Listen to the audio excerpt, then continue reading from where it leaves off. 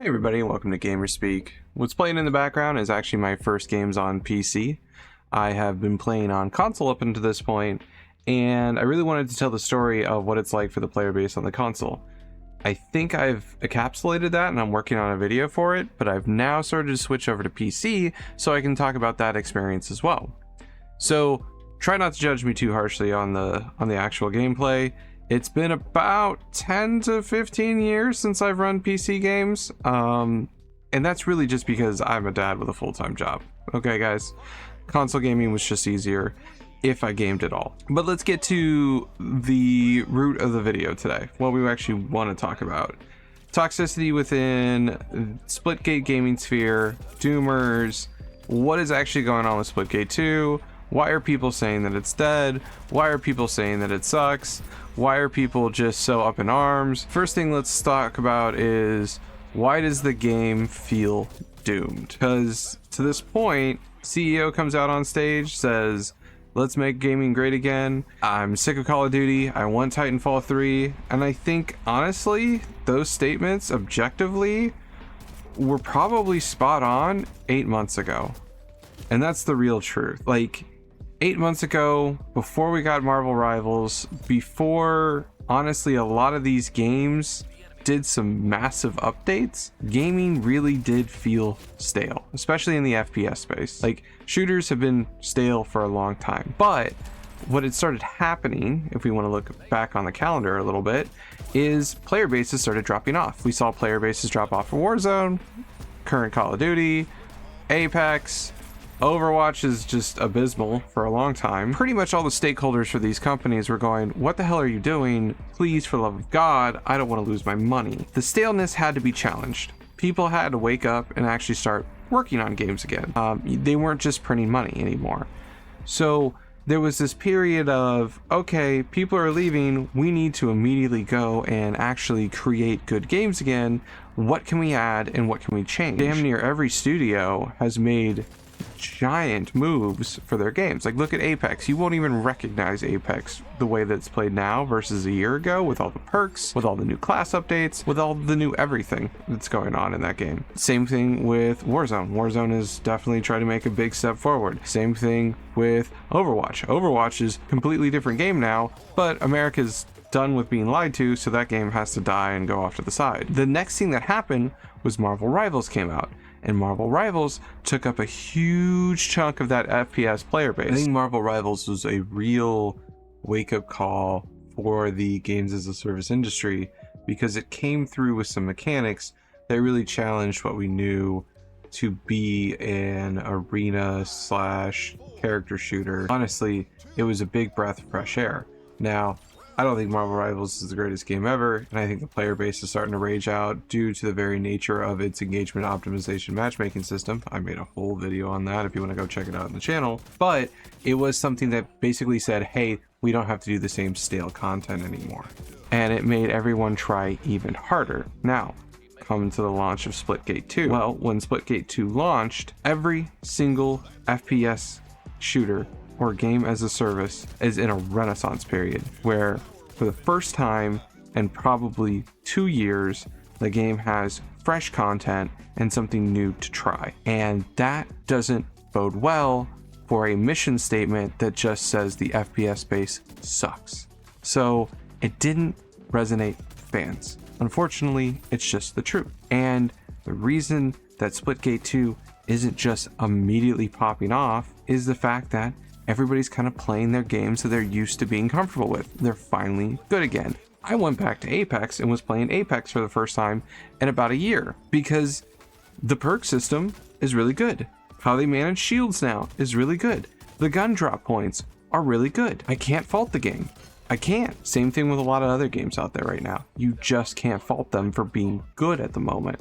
So with a spotty mission statement, just saying, like X-Defiant, just saying I'm tired of the way things are now, fortunately just doesn't hit fans. Now, if you partner that mission statement with a shadow drop, because essentially that's what Splitgate did, is it did a shadow drop just like Apex Legends, and then went around and hired all the content creators to do a video on their game. It would hit those audiences, those core audiences that are really into the FPS genre. Problem that they have is, like we just stated, everything's in a renaissance period. All these content creators were gushing about their games, and then you have a Splitgate 2 video right in the middle of that, and it doesn't really make a whole lot of sense to hop off of what you're currently playing and try out in a completely new genre. Not genre per se, but a completely new game. So without proper marketing, the game really isn't getting attention that it should be getting, because they're not putting out advertisements for it. You're not seeing it on Amazon, you're not seeing it on YouTube advertisement, you're not seeing it in all the places that you would see a Call of Duty at. Then we have content creators out there who are just trying to make a living, so I'm not going to completely bash on them, but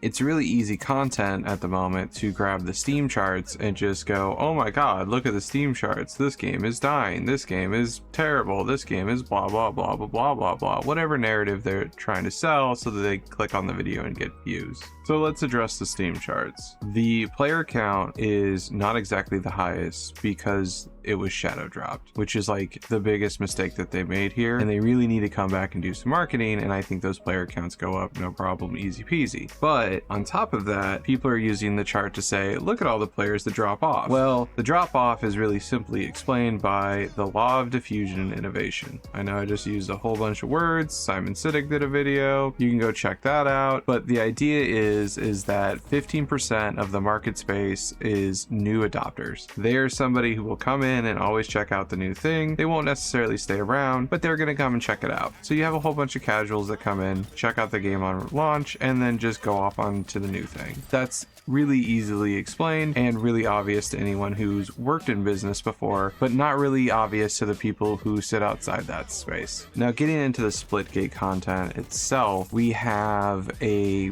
baseline that is really well polished in terms of all of the things that made arena shooters great back in the day, which is excellent. Everybody comes to expect that now. I think that's a great thing that they've done, but it's not exactly new content. The new content that they're really advertising here is the whole portal system and the design of the maps. The design of the maps, I think, are a masterpiece and should actually be studied, because these arena maps are phenomenal. I've said it in another video, I will say it here again. These are great maps. However, the portal mechanic is very new to people and has a deceptively high skill ceiling. For the most part, the core gameplay of the arena shooter is so simple that almost anyone, and I do mean anyone, can jump in and have a pretty decent experience in this game. It feels very robust. It feels like something that has been carved out by a big AAA studio. Now, what gets difficult to understand is there is this learning curve, and it is giant. You're walking up to it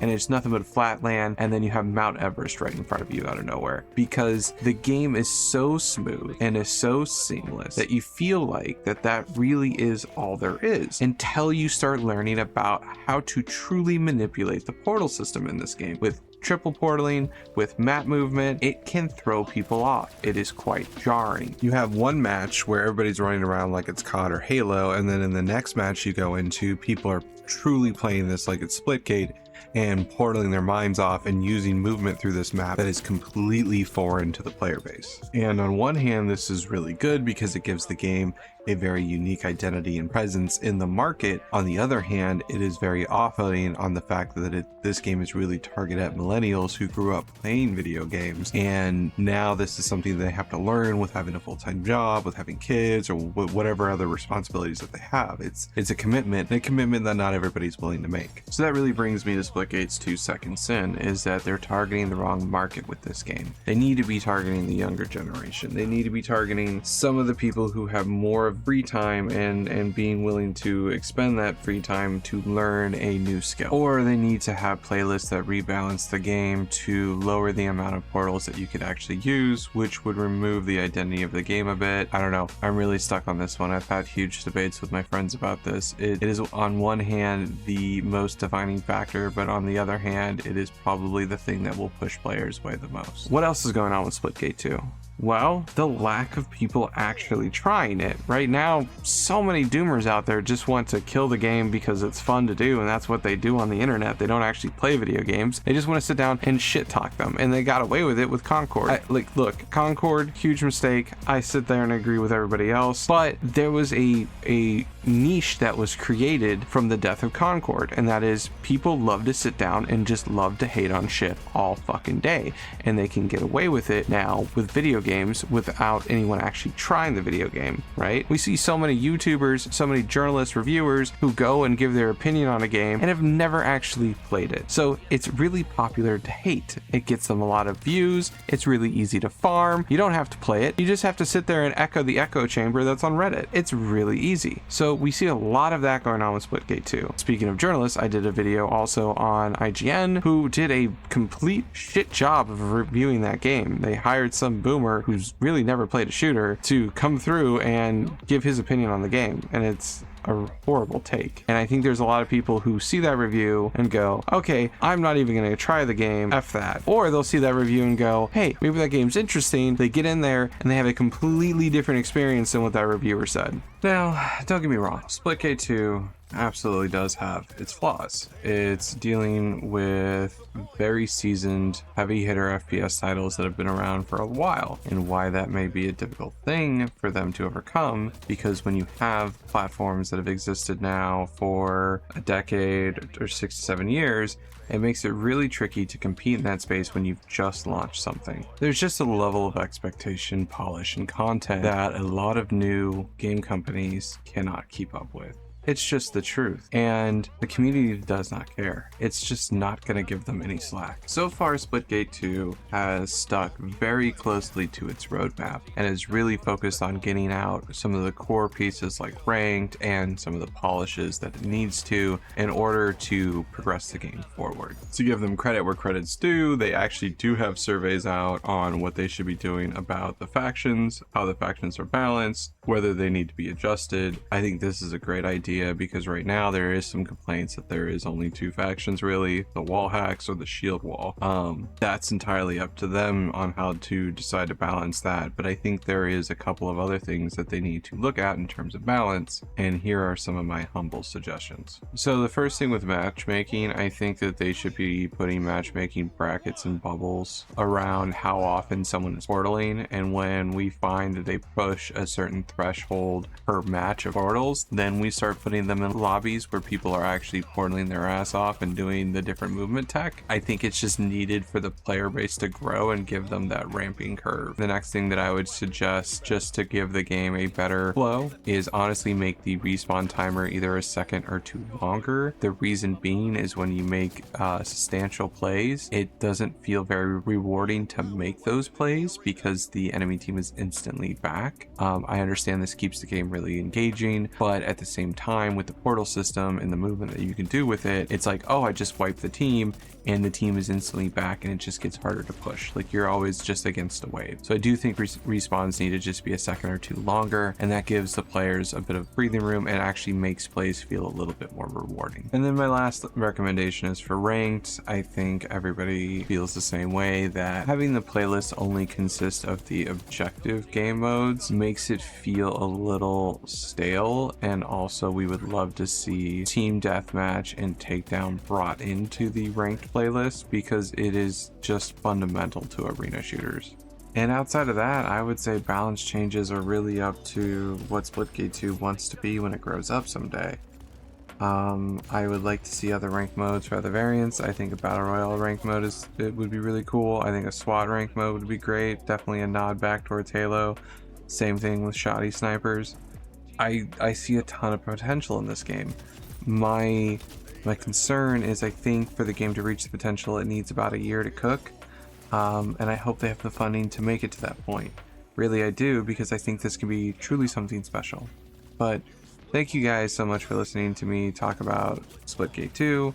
I really appreciate it. Like I mentioned in this video, I do other content as well, so if you want to take a look at the channel, me and my wife upload content all about gaming in the gaming hemisphere, so please take a look, give us a subscription, please give this video a like, and I will catch you guys in the next video. Have a great rest of your day.